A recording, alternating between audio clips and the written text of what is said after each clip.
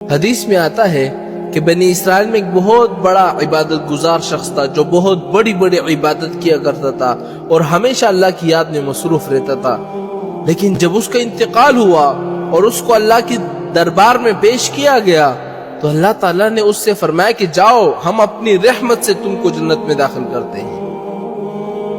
تو اس پر اس نے کہا کہ اللہ، وہ جو میری 500 برس کی عبادت تھی وہ کہاں گئی؟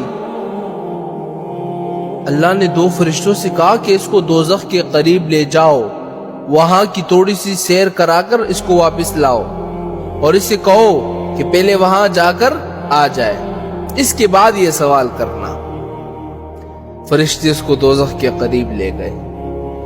ابھی اس کے اور دوزخ کے درمیان 500 سفر کا سفر باقی ہے۔ کتنا؟ 500 سفر کا سفر باقی ہے۔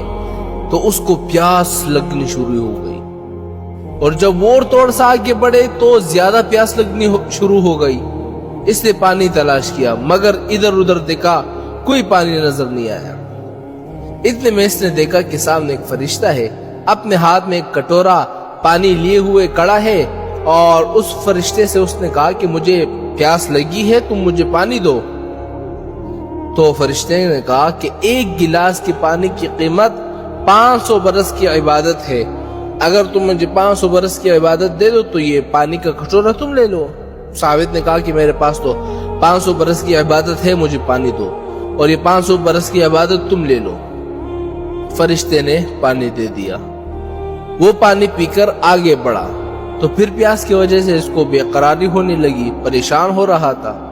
دیکھے گا ایک فرشتہ اپنے ہاتھ میں پانی کا کٹورا لیے ہوئے کڑا ہے، تو اس نے اس فرشتے سے کہا کہ مجھے بڑی پیاس لگی ہے، مجھے پانی دے دو۔ اس سے کہا کہ 1 گلاس کی قیمت 500 برس کی عبادت ہے، اگر تمہارے پاس ہو تو لے لو۔ اب کہاں سے دیتا، چونکہ وہ تو 500 برس کی عبادت دے چکا تھا۔ اس کے بعد فرشتے اس کو لے کر اللہ کے دربار میں آئے۔